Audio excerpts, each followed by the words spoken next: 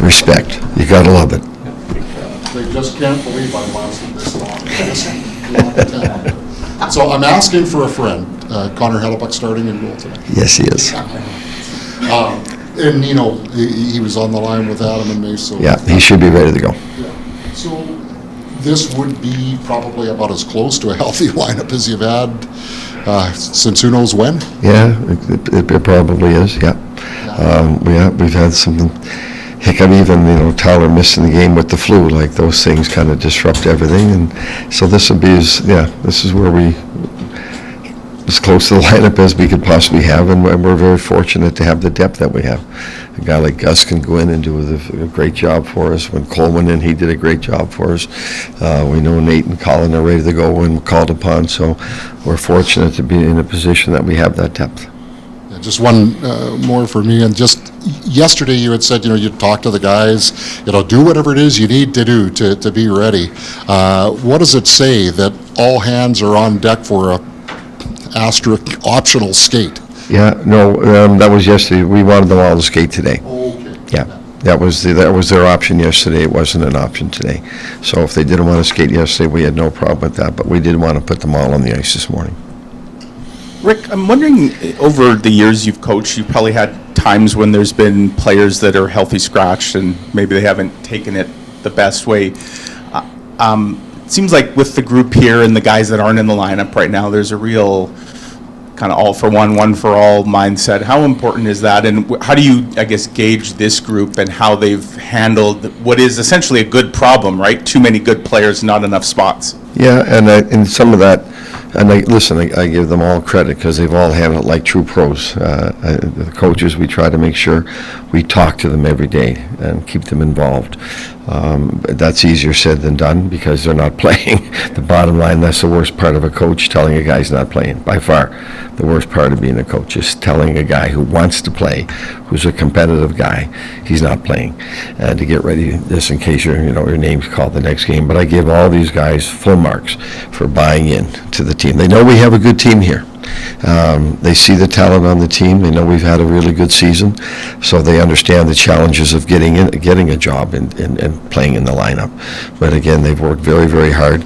You look at David Gustafson, hasn't played much. We give him those games. He did outstanding. Cole went in and did an outstanding job for us.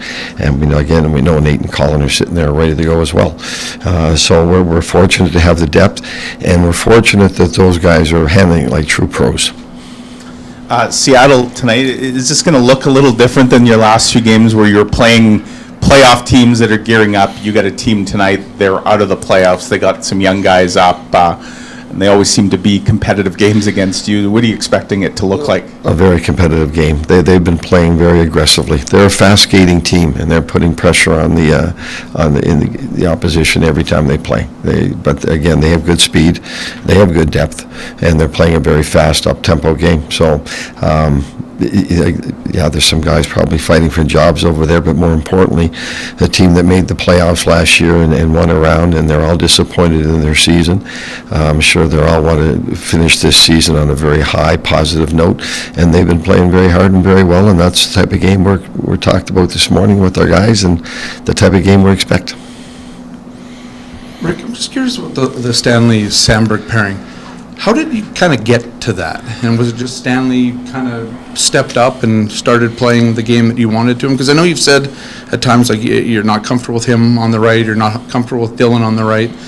What sort of got you to that, and why is it kind of looks like the pairing you're going to have heading to the playoffs? Well, give Stan a lot of credit for, again, he missed a lot of time during the first half of the season, but when he got in, he did what he needed to do to make his presence felt in the lineup. Physical, and he made smart, easy plays with the puck, so we were breaking the puck out, but he was a big force around our net, and he's a big force in the corners in terms of ending plays.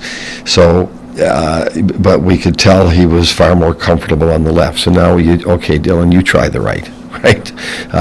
And Dylan's handled it well. So it's always tough for a young player to go over to that far side, the offside, but Dylan has handled it well. They're both big guys. They're not spending a whole lot of time in their zone because they're ending plays and they're moving the puck to the forward. So it was trial and error, and we tried Stan on the right. We wanted to keep his physicality in our lineup. So okay, let's try this, and it's just worked out so far. And were the last two games, did those sort of solidify it, given the quality competition that you played?